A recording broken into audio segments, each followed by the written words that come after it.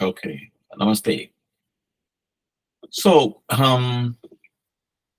I think last time, okay, first let me explain the background like I normally do. This one, what you see in my background today, is a place called Kaladi in the southern state of Kerala in India. Now, that is a place, the single local style temple, this is what you see in the picture. This is a spot where it is believed, because we don't have records in India for everything, therefore, it is generally based on belief and some cross references to some literature. It is believed that the 8th century philosopher Shankara was born here. Okay. Who is this Shankara? Some of you may know it, or you can research about it. It's called Adi Shankara, the original Shankara. He was a wonder kid, as they say. What a boy genius. When he was in teenage, he left home. At that time, India was in absolute chaos. In India, what the history of India, when you look at it, um, two contradictory things are always there. One is the absolute religious freedom. Anybody could start any sect, believe anything. That's why you can see all kind of ashrams even today. There's no restriction, no regulation. There is no centralized church. There's no government intervention, nothing. It is left to, you know, go, grow, flow, and be absorbed, destroyed, morphed, whichever, whatever happens as a part of process, it is accepted. It is good in one sense because it allows people to experiment, bring about new thoughts, new modifications, new techniques, etc. That way it is good. On the other hand, because there's some kind of laissez-faire, anything can be passed off as a spiritual activity, and you can find a country with such a huge population. All through the history, India was one of the highly populated regions in the world. You can always find 10,000 people following you. It's not very difficult to build a church around you. That could be a problem because there's no restriction, right? What happened was, after Buddha came, some probably 2,500 years or 3,000 years back, Buddha came with an intention of being very critical of excesses in religious practices. That was the approach. Either in the form of rituals, people were sacrificing animals, or in the form of spiritual growth, spiritual discipline, people were torturing themselves with very, very, very difficult, efforts. Standing on one leg or for days together, not eating for days together, and all kind of things were being practiced. He wanted to stop both. Therefore, he that is why his way is called the middle way. Don't be too lax, nor do you have to be too rigid either. Find a middle way. Try to balance. That was his approach. Middle way is his trademark. But in that process, he went hypercritical on ritualistic form of worship, which was coming from Vedas, and therefore virtually the people stopped following many of those Vedic spiritualism, as they call. While he was attacking rituals, there are two or three components in Vedas. I would say three components. One is all about rituals. The second one is all about worship. The third element is all about contemplation. That's where we get all great thoughts. While he was attacking the ritual portion, unfortunately, people dropped other two as well. Therefore, the contemplation portion of Vedas, which really asks these questions, logical, fundamental questions about nature of universe, nature of individuals, life, afterlife, is there a life, so on and so forth. Highly intellectual exercise, very logical exercise. That was slowly disappearing. So, like we say, nature always abhors vacuum. Therefore, it always produces somebody who will try to restore order in this. This wonder kid, Shankara, was born in southern state of Kerala, was such a person of gigantic intellect. So he walked, when he was 12 years old, he left home and walked all over. He was a kind of a rebel as well. He was not willing to follow very orthodox beliefs as well. He was not agreeing with that. At the same time, he wanted to bring back some of the Vedic elements. Therefore, he did a phenomenal stuff of walking all across India. Twice he did that. In those days, the arrangement was that Anybody can come to your town or village and announce that you want to challenge your belief. And then the village elders will arrange a meeting or debate. The condition being, whoever loses the debate will have to accept the other person's belief. Either prove your belief or accept other person's belief. That used to be the nature of debates. Debates. So he walked all over India, debated with everybody you could find. The Buddhists were completely vanquished by him. He proved logically using his arguments the Buddhism concepts are actually Vedic concepts borrowed and modified and presented. What is the need for following a new method when the old method is already existent? That was his argument. Therefore, he at the same time there are crazy ideas where cannibalism kind of not cannibalism, but the idea of human sacrifice was dominant. He stopped that. Then there is something called tantra, um, where the sex is used as a method of spiritualization, and that obviously gets exploited. He stopped that, and hundreds and varieties of gods, and everybody said their god is superior, etc. Then he argued that it's not true. The same principle can be presented several different ways because each of the group mind is different. That is why you want to call it different, but essentially it is not different. He tried to go into the some of the substratum level idea behind various gods, and then said, frankly speaking, he said, if I give you a choice of six gods, you pick up anyone because it doesn't really matter whatever form you pick up because form is not real. He argued that way. But what he accomplished before he died at the age of 33, 34, he died, people say he died at 33 or 34. In a short span of 20 years, he was able to stabilize the whole country, the religious ecosystem of the country, unite them, provide a common background, then stop all kind of crazy worship methodologies, then restore the, shall we say, the importance of following the contemplative and the worship portion of Vedas, even if you disagree some of the ritual sacrifices, how to replace animal sacrifice by you make you make a doll like a sheep or whatever, and then cut that. The idea is not to cut the real animal. Idea is conceptually to deal with it. So like when he brought in a lot of reforms, etc. Therefore, he is respected as a person who really restored Hinduism. Otherwise, it would have become gone crazy completely, is what they say. This person was born here. Nobody knows how he died. The story is that since he walked all over India twice, he went up in the Himalayas and he disappeared, is what they say. It is possible that he was probably buried in an avalanche or something, if you want to think that way. But faithful people won't think like that. They will argue that he went to Mount Kailash, which nobody goes to Mount Kailash even today. That is where Shiva is supposed to live and all the stuff. Therefore, he ascended to the Mount Kailash and to be with Lord Shiva forever is what the faithful say. That is what what I have in the background. The birthplace called Kaladi in South India, in a state called a very beautiful state, full of trees and rivers and hills. That's what I have in the background. If this Patanjali Yoga Sutra, what we're studying, what we're discussing, is a methodology, is a conclusion, summarization by Patanjali, the guru called Patanjali, of what exactly you are and how to realize that, what is the technique you follow, etc., etc. That is what this book is all about. But this book, which explains a technique, essentially helps you to realize what Shankara was trying to teach.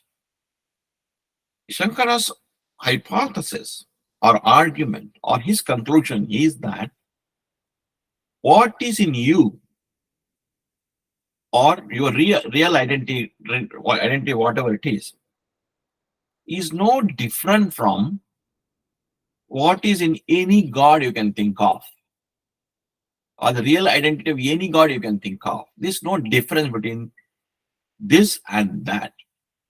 And his solution for the final deliverance is, that is when we say final deliverance, not being born again and again, that is called final deliverance, is that whatever you think your core identity is has to merge with whatever is the core identity of various gods. When that merging happens, it's as it were, you're going back to your original home, as it were, and there is no coming back. There are no two entities called Ishvara or human being. In really speaking, both are same. That is his argument. That is what Advaita, which means not two. Literally, the word Advaita means not two. There's only one principle. That principle, a tiny fraction is manifest as human being. I'm oversimplifying for the sake of this conversation. A tiny portion of it manifests is called human being or animals or whatever, living being. A larger portion manifests of the same entity, it is called gods. But in essence, both are same. That is his argument. And in Patanjali Yoga Sutra, if you recall, quite a few lines sutras before women back, there was an introduction of the concept of Ishvara. It is very careful. It does not say about God kind of a thing, though Ishvara principle is introduced. It says the Ishvara is a principle which transcends the limitation of time, space, and characteristics. It is beyond characteristics or beyond gunas. It is beyond any definition of form, and therefore it transcends space. It lives forever, and therefore it is not conditioned by any time. Space, time, characteristics do not touch this. It's beyond all those things. And we also, if you remember, one sutra also says that this principle is the original seed of wisdom. Right? Bindu, if you remember, recall the word, is the original seed of the whole wisdom. The whole repository of the knowledge is this principle. From here only everything flows. If you recall, the logic offered was that very first person, anywhere in the world, any time in the eternity, facing any kind of, let us say, circumstances, should be able to use this wisdom and attain salvation. Only then that principle is even worth being called as Ishvara. A sectarian leader cannot be called Ishvara. That was the argument of Patanjali in that particular chapter. Therefore, that principle has to transcend form, etc. Means it need not be restricted to any specific God. That's what it means. That's what Shankara was trying to teach. You may call this or that, but essentially, this is the principle is beyond any of your conceptualization of any kind of religion or any kind of spiritual model. So, I use this today because tomorrow is a great celebration going on in India. On this is supposedly his birthday. Nobody is very clear, but notionally they say this is the birthday and they celebrate. When this person was there for 1300, 1400 years back. So that's what the background is all about. All right, let's go to 253. 252 we stopped. Satakshi Yate Prakasha Varanam is where we stopped. Now we go to 253. We haven't done 253. I don't remember. No, I'm sorry. We didn't do, right? No, we did not do 253. Yeah, we stopped at 52, so we have to go to 53 now. Yes. Go ahead, Mary. Okay. Dharanasu cha yogyata manasaha. Correct. Dharanasu cha yogyata manasaha. That is, if we practice the 5 steps which we have been covered so far, and particularly the various forms of breath control, bahya, abhyantara, stambha, vritti, kumbha, various types of breath control. If you do all those things, what happens is you develop a good concentration. Dharana yogita manasaha. That means manasaha means mind. Yogita means gets capability. Mind gets the capability to concentrate. Yeah. Mind agitation, thoughts, and breath are interlinked. That's the reason why we do pranayama. Interestingly, if you see in my view, any country's traditional music, including the Romanian, I found that the wandering tribes, nomads are there in Romania, Romania, etc. I've heard many of their music, etc. If you look at that, if you really follow traditional music, if you sing a traditional music, you will be doing this kind of breath control. The way it goes up and down, etc. Unless you control your breath, number one. Many times you will have to draw your breath from the abdomen. Sometimes you draw from the chest. Sometimes you obviously draw from the throat. So a breath control, knowingly or unknowingly, is integrated with many traditional forms of music. And in fact, I even heard some of the singing in Saudi Arabia, the way some of them sing Quran, etc. You can see that. There seems to be a recognition by various people all over the world over the last 2000 years or so that somehow, if you are able to control your breath, your mind is able to focus on. They have stumbled upon that. That's what here we can see the Patanjali Muni saying that Dharana sucha yogyata manasaha. Yeah. Any questions on this?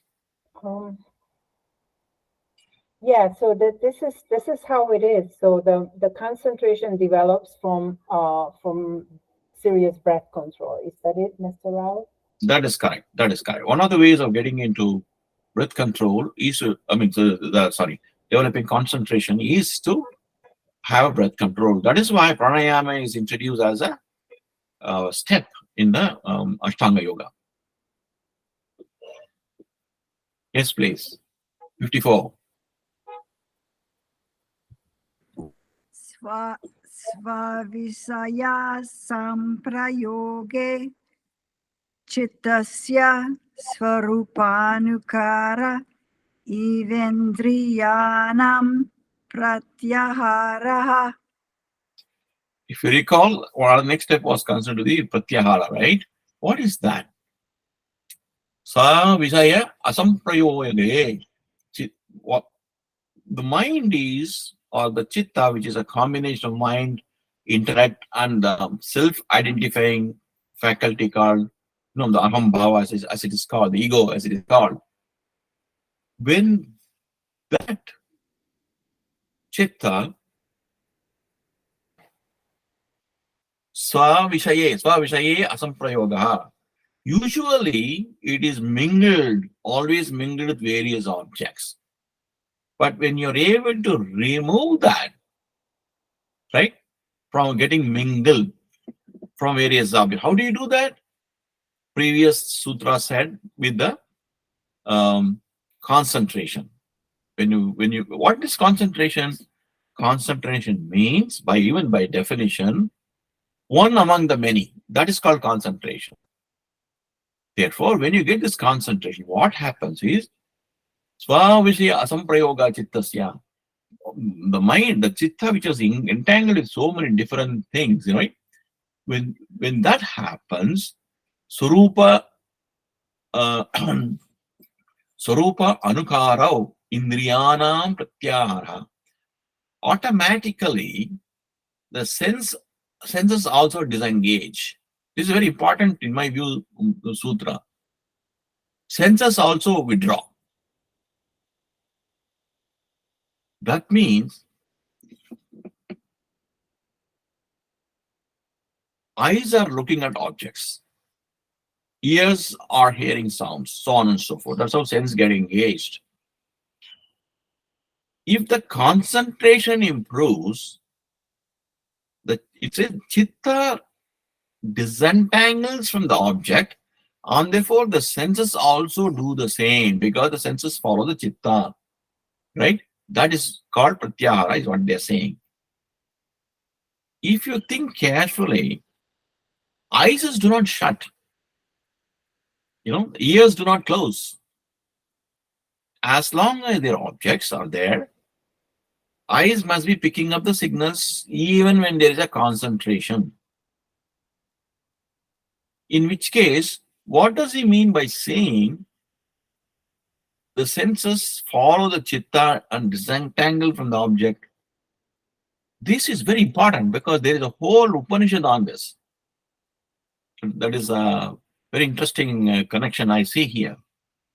That means you do not see with the eye. You do not see with the, you do not hear with the ears, and so on and so forth. Actually, you see with the chitta. If the chitta does not get engaged in external object, even though the object is visible to the eye, even though the signals go to the brain, you will not see the object because chitta is withdrawn. This is very, very important. Because as a body, if as a body, eyes, ears, nose, everything, tongue, everything works all the time. It's always immersed in myriads of things. Then what is the question of concentration? What are you talking about? It clearly defines, the sutra clearly defines that you are not the body, you are not the senses. That is why even when the senses are seeing the objects, if the chitta is driven towards concentration mode, you will not see them. You see, there is a indirectly, it is indicating how you move step by step away from the external world, even when they exist. This is something which we'll have to clearly understand. Any clarifications, any further questions? Yeah, yes, Mary. So you can't see, when you say your senses don't hear or see, it's being heard and seen, but your attention is inward. Is that what it is? Correct. And you don't react to it or respond to it. It does not have any effect on you. Correct. Exactly correct. Physically, the eyes are still seeing, but you are not seeing. Ears are still hearing, but you are not hearing. Why is that? Where are you? Where exactly? Where are you? Where are you? That's a very nice English way of saying you are not in the world. That means, like I said, step by step, you have moved away from the external world, moved into your own chitta level now. That is why, even though the external objects are present, even though the eyes pick up the signal, ears pick up the signal, if they pick up the signal, brain should be able to register that. But then you don't register that. That means you are different from external objects, you're different from the senses, you're different from the mind, you're different from the brain.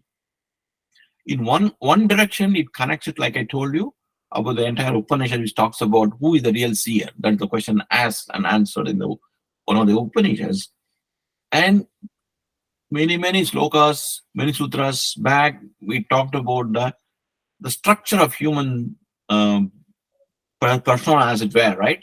Annamaya, Pranamaya, Manomaya, Vijnanamaya, Anand, 5 kosha, 5 layers we mentioned, right? That means you move away from Annamaya, which is pure body, eyes, ears, etc. Right? You moved away from the Pranamaya because you're no more smelling at anything. You moved away from the Manomaya because the Chitta is now concentrating only one object of your meditation and everything is disappeared. That means you moved away from Manomaya.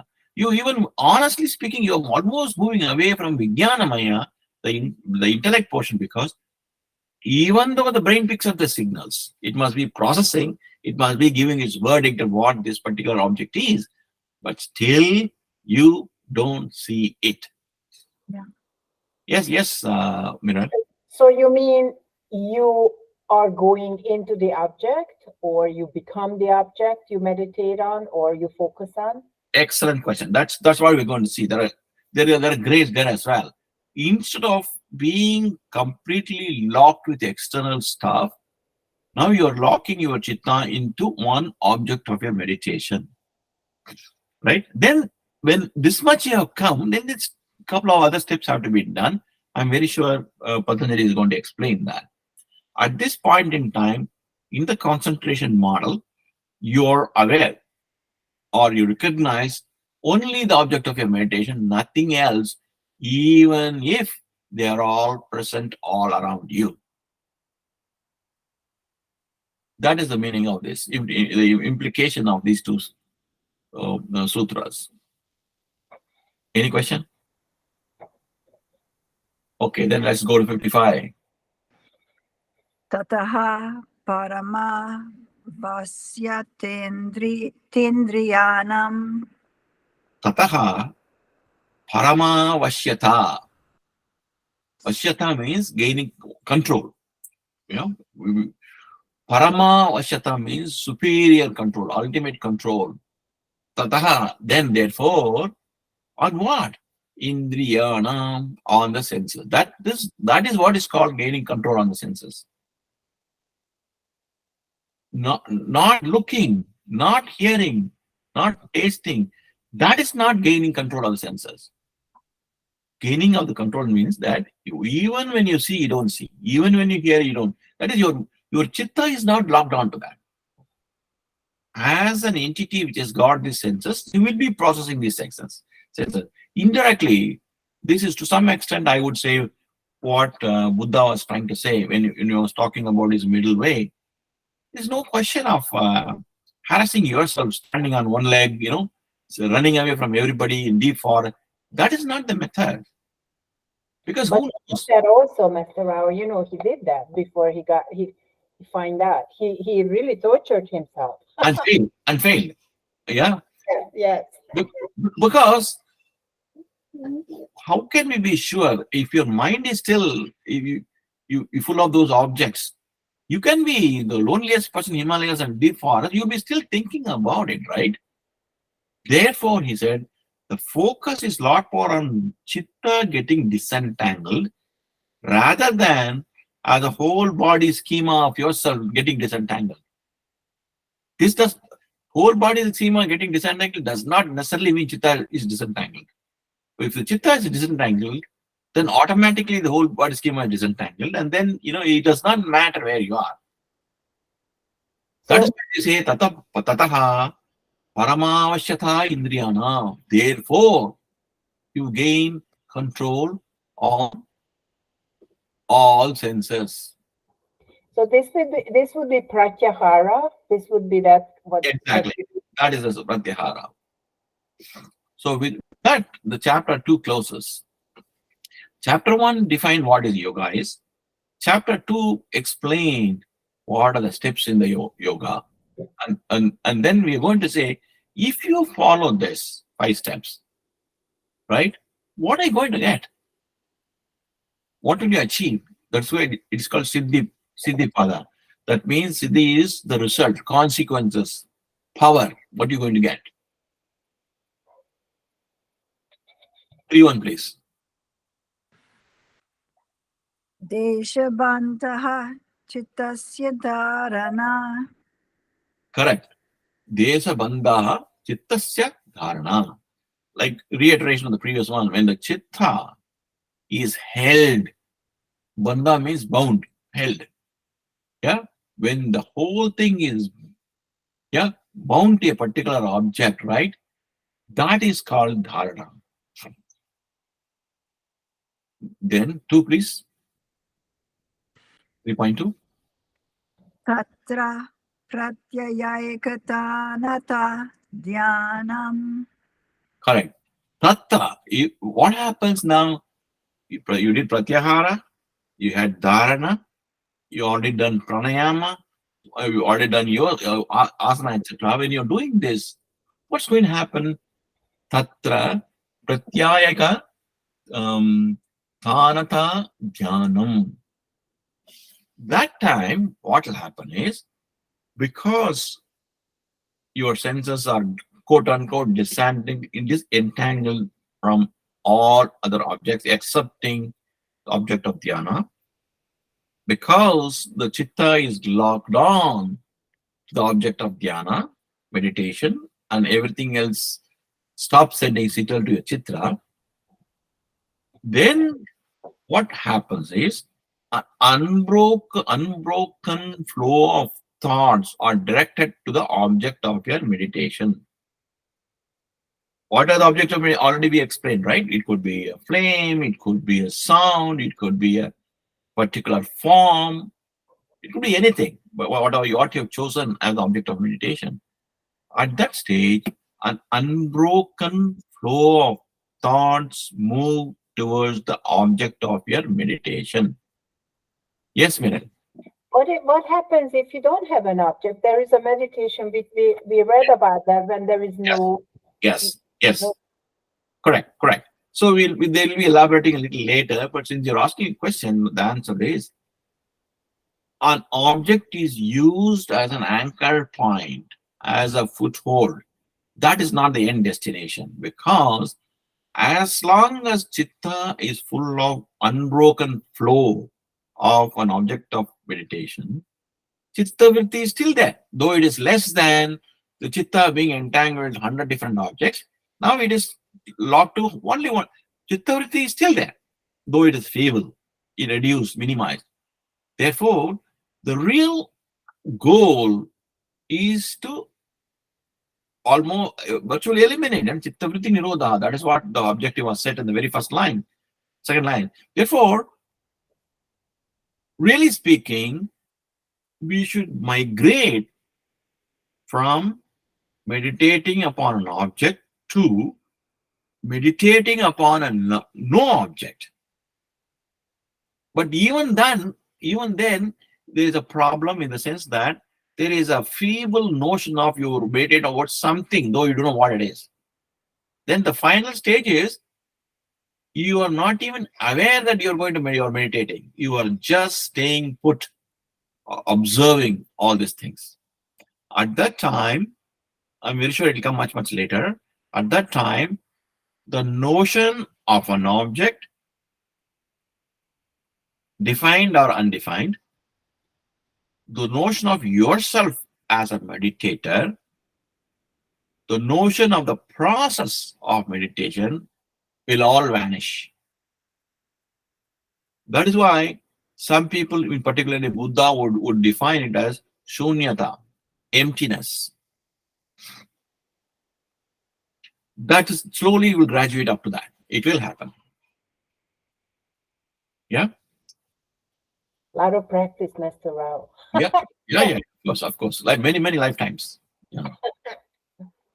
3.3, please. Tadeva,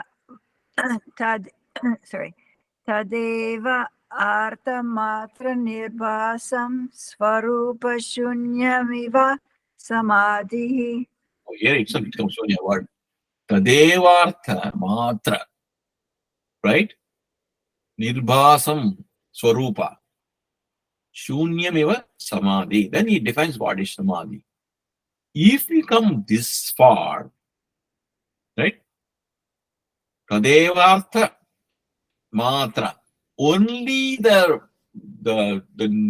true nature shines. Nothing else. Tadeva arthamatra nirbhasam. That means no projection, no disturbance, nothing happened. Swarupa shunyam. Right? Eva samadhi. When you get into this, where nothing else other than the flow of your thoughts onto the object of your meditation, nothing else happens. When what you see is only the nature of the object of meditation, right? When that alone happens and nothing else is present, shunyam, that is called samadhi. That experience is called samadhi. It's like 143. Sutra 143. You want to say that? Yes, please take a look. I think it says the same thing, right? Can you read it up, please? Mary, would you? Smriti Parishudha. 143, Mary. Smriti Parishuddhau Svarupa Sunye Varta Matra Nirbhasam Nirvitarka. Correct. So this is called a Samadhi Anubhava. Then let's go to 3.4. 3.4. Sarayamekatra Samyamaha. Yes, Mary, you remember a few classes back you talked about Samyama. You did? Right? Yes. Yeah, this is called Samyama. Trayam ekatra Samyama. But all the three, the Dharana, concentration, Dhyana, meditation, Samadhi, the end result. When all of them coalesce, that is called Samyama. What does it mean all of them coalesce? What is that? You should not see them as separate activities. So, like, for example, if I can borrow what Meryl was saying sometime back, that eyes get locked and all that stuff. I'm not doing it by itself, it is locking, up or down, you're saying, right? Almost you was trying to say, I didn't do it, it's happening by itself, is what you're saying, right? It's natural, involuntary. Likewise, if the so-called activities of Dharana, Dhyana, and Samadhi converge, that is called Samyama. What does it mean by converging? It's not, if you think that they are different activities, it means you are seeing constantly Dharana as an activity, Dhyana as an activity, Samadhi as an activity, in addition to object of the worship, of the meditation. That means there's no one, that's not real concentration, because you not only have an object as an object, you are having Dharana also as an object, Dhyana also as an object, Samadhi also as an object. There are two objects, that means. Then that's not real concentration. Without the chitta getting locked onto object and Dharana, object and Dhyana, object and Samadhi, if you break this, right, that is called Samyama. It requires a different approach to the whole thing. I think some yoga gurus like Jaggi Vasudev, Sadguru, he teaches a special program called Samyama, I'm told. That is the point. It out of tremendous self-effort. More important, it's not an effort. It has to come, in my view, it has to come from an understanding of what these things are. It's not a training program. You have to understand that Dharana if Dharana is defined as one excluding everything else, if you think I'm doing Dharana, then you're concentrating on two things. That understanding has to come. Likewise, if you think Dhyana, I am doing Dhyana, if you have that thought, it is not concentration, because you have the thought plus the object of the thought. Right? That understanding has to help you get to a mental capability of what people many times call as getting into a state of being a mere witness. When you start, obviously you will be starting like this. Though very quickly you stop even thinking that you are meditating. You stop even thinking that you're trying to concentrate. You stop even expecting something to happen during. None of this you do. You just sit and witness what's going on. Right? That is what will produce Samyama. Any comment? I will try this. So Samyama. I'm sorry? Oh, so I don't know. Let me just. I have to in my mind. process this a Yeah. little bit what you just said. Correct. Yeah. Maybe next time you meditate, try Cool. this. Try this. Um, it is called emptying your mind. I mean, some people run a program called emptying the mind as well. Yeah. It's called emptying the mind. Um, So it's Dharana would be, Mr. Rao, I'm so sorry because I'm not, I'm at a very low level of, so I that's why I don't totally get it. Sorry about that. no, no, To be honest. and that's Uh, so would you just explain with just very simple words, what would, or experience, what Dharana would be? Not jhana, Dharana. Dharana is concentration, right? One, Yeah. one to the exclusion of something else is the dharana. To put I, it I, I choose I choose a subject for concentration, correct, right? And I correct, concentrate on that. So, correct. and then dhyana would be Oh, that, okay. The difference between dhyana and dharana. See, the point of fact is the dharana is training your mind or chitta to exclude everything else. That is dharana. I understand now. Then what happens? You train your mind to exclude everything else. Only the object is there. But this in terms of details, it can happen only for a few milliseconds. Suddenly you can have only object, and the next second you got millions of thoughts again, millions of objects again. So this can go flip back and forth. Yes, If you, for example, if you take 1 minute of concentration, maybe 10,000 times you will be jumping between thinking about only the object and everything else also. yes, That is called dharana. On the other hand, if your mind chitta is trained that such a way that once you exclude everything else, you don't jump up back and forth. You stay focused only on that object. That stage of mind is called, yeah, the jhana stage. yes. Yeah. That's the difference between concentration and dhyana. Mr. Rao, did you think that this really has to be like mind training and very gradual? I tried one time when I would say only like 3 or 4 minutes. I could concentrate and I could feel it that my mind went to one point. And I also felt that everything from my body went to here to my mind to concentrate on that one point.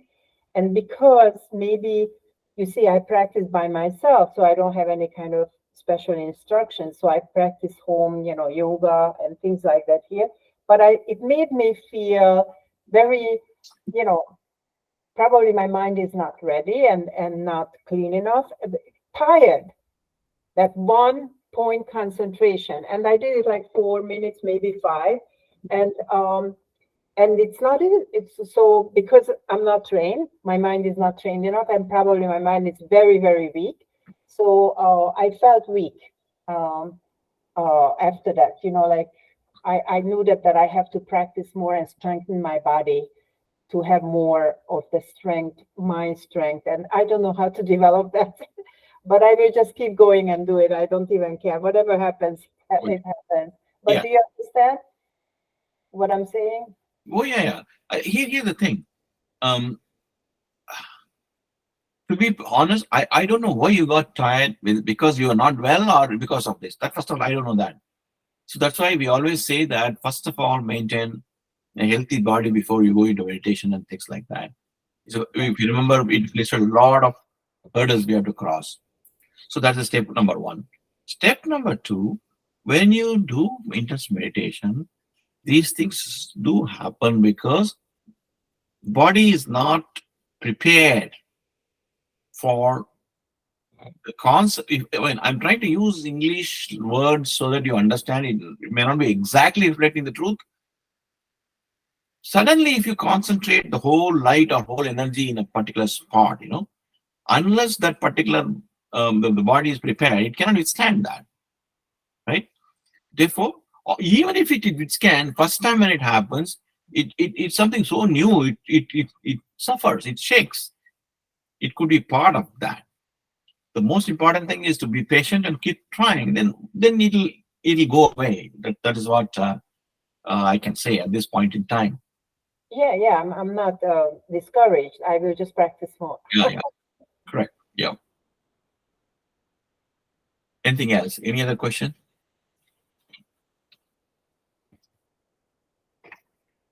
Then 4, please. 3.4, please. And 3.5 rather. Yeah. Tajayat prajna lokaha. Jaya, through this, what happens? Prajna lokaha. The prajna is, I'm really amazed at how in just 3 words, actually speaking, he is connecting an entire Upanishad through this. I really don't know how masterful this sloka is. Prajna is loosely translated as the light of knowledge, etc., right? Shining wisdom, etc. Prajna is actually a mental state. For example, we have a waking state, we have a dreaming state, we have a dreamless sleep state, and there is a fourth state also, conscious, where you don't even have recognition or recall of a dreamless state also. Yeah. So there is an Upanishad which analyzes how to define these states. Who is driving? I mean, in all Vedic books, the approach is that if there is an intelligence behind an activity, the intelligence is always associated with a personality, right? Intelligence always resides in a personality to act. Therefore, they always associate a god or something as a personality. So the prajna is discussed in detail there. When you have this samyama, the source of wisdom, right, gets opened up. Wow.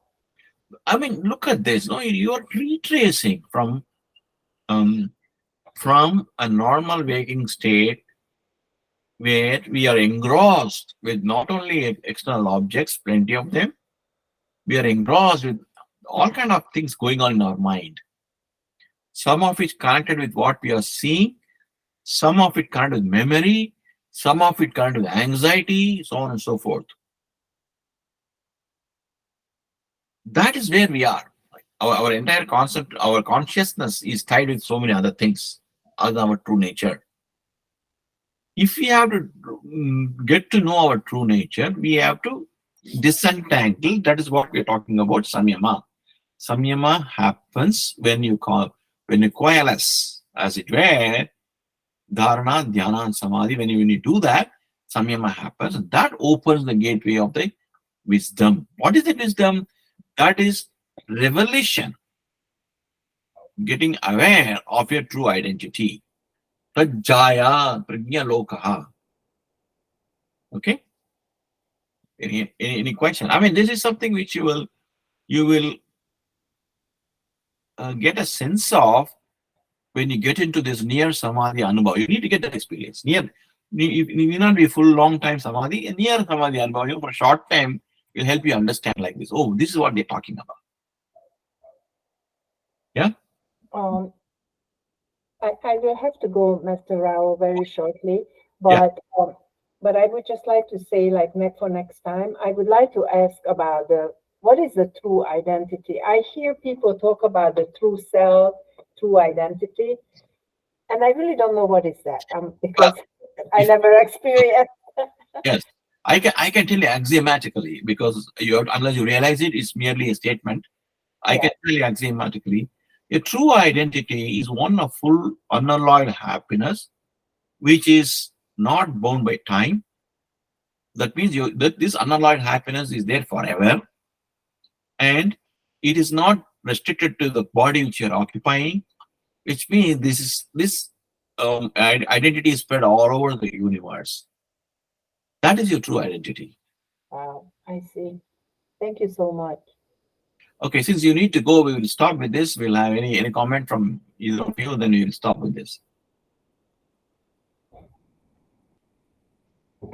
Yes, Bhavin. I just want to know what is, it might be, it might be a repetitive question, but having comprehensive knowledge of the object in all its aspects, what does that mean? For which sutra did you get that word? For the one that we just did, Oh, okay. Comprehensive knowledge. Samyama, Yeah. on a chosen object, and then you have full understanding of the object of concentration. Okay. Before I answer that, is that the only thing they have said, or they said anything else also? This is all that's been written here. This is Desikachar. Okay, got it. Read it again. No, I understand. Let me try to answer this very Okay. carefully. What is a comprehensive knowledge of the object? That's essentially the question, right? We know Yeah, the object, we know the object, we know the shape, we know the color, what is the behavior, etc. Live, Right. alive, all those things we know. But what is the comprehensive knowledge? What is the comprehensive about it? It is to understand that that object um, um, that object is not you. You are seized of it, and you are seeing that object or experiencing the object only because of your chitta getting invigorated, disturbed. And if you quieten the chitta, which is the purpose of this Ashtanga Yoga, those objects do not create any impact in you. You don't even see it, even when the body is seeing it. That means they do not even exist for you.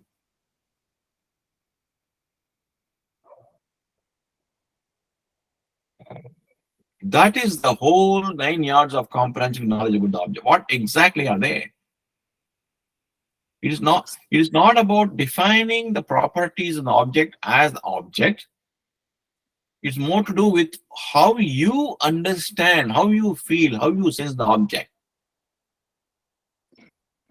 but it, like what an example of an object, let's say, is like a pencil. Okay. Let's say I'm meditating on a pencil. So I think I know what a pencil is because I've been using a pencil all my life, pretty much since I could write. But then I think, well, do I really know what a pencil is? Like, do I know the lead, where it came from, that there's lead there, and that is that wood, or is it, is that what I need to know, like the full, what it, Okay. and how it was made and who made it and all that stuff. No. They're all characteristics defined from the perspective of the pencil. The lead or the wood or the shape or the color, the type HB, or who made Yeah. it, who delivered, they are all associated with the object. Right. That's not the component that you can do even in normal sense. If you take a spec sheet, it will give you everything. But if I'm just making a wide jump here to make it Good. simpler, Yeah. and you are saying you're meditating on the pencil. That's what you're saying. From that point of view, I'm explaining. Okay, if you're meditating on a pencil, what you understand is that the pencil is a notion for you. Just like so many other things are there, it is a value which you create, which is a notion which you identify with the pencil. Not about the physical characters of the pencil, of the pencil. The fact that the pencil has a value for you is something which you give. That won't come in any spec sheet. That's number one. Number two, you also get a clear understanding that you are not a pencil, though you are absorbed with the pencil. Now, this looks like a silly statement, but many times, I hope I'm saying the right thing here. Many times, our shall we say, excessive involvement or indulgence or aversion or whatever makes us the object which we like or dislike. It dominates your psyche, as they say. Yeah, we become the pencil when we concentrate on that, right? We think Yeah, that we are a pencil, yeah, but it's not yeah. true. Because there is no pencil weight after all, just molecules which are kind of moving in the, they are like together and they look like pencil. And also, please, like I said, it will come later. You can take any object, therefore you take a pencil as an object of meditation, right? That is not the end state. Meditate, concentrating on a pencil is a means of training your mind to pick one from the many. That's all it is. That's all the purpose of the pencil. So this is what is called comprehensive knowledge about the object which you are meditating. Sorry, I have to go. Okay, all right. All right then. Thank you very much. See you next time. And Sorry to cut it short, but I just have to go and teach. not a problem. Namaste. Namaste. Thank you so much. I call you Mary tomorrow. Hi. Thank you very much.